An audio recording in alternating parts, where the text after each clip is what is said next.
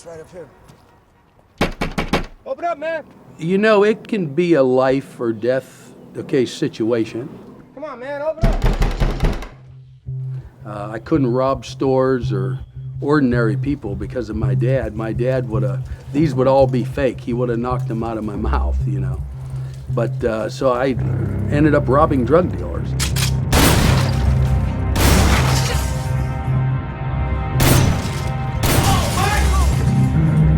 I mean, if you're dealing with people that has addictions, most of the time they'll do anything to fix that addiction, to make it work.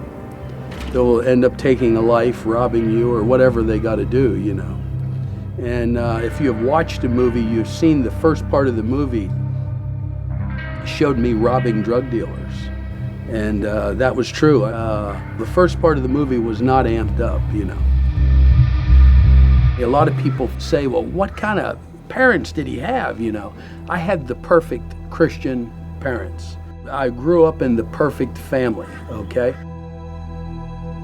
But I started doing drugs at 11 years old. From 11 years old, I started smoking cigarettes, started smoking marijuana. 13 years old, experimenting with pills. And then all of a sudden, 14 years old, it's getting deeper. 15 years old, it's not about looking cool anymore. It turned into addiction. And I'm getting up every morning, shoving a needle in my arm, shooting up cocaine and heroin. I was in a bad bar fight, Orlando, Florida, and turned out to be a shootout. I almost got killed that night. And I made up my mind on the way home, I'm done living this life. I went home, I told my wife, I said, we're moving. She was all excited. She was waiting on that break to get out, So we moved 1,000 miles away, relocated ourselves. She started going to church immediately, started serving God. It was actually 2 years later until I started serving Christ. I believe that anyone that had a drug addiction, you're always out to tip that high, to top that high, to do something that's over that last drug that you've ever done. And I ain't found anything to touch, what Jesus Christ has done for me. And it's like the ultimate high. And it's free, and you can wake up every morning with no regrets, so, I don't think there's anything over that.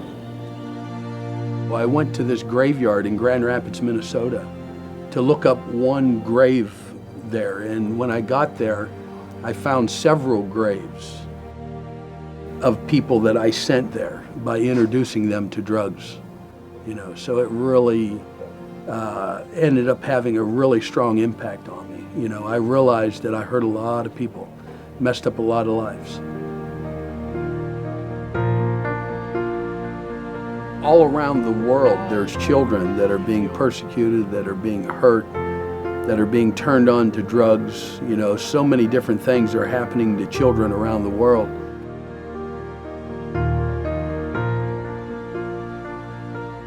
So it's not just about rescuing children in Sudan. It's not just about rescuing children in Uganda or Ethiopia. It's about rescuing children around the world.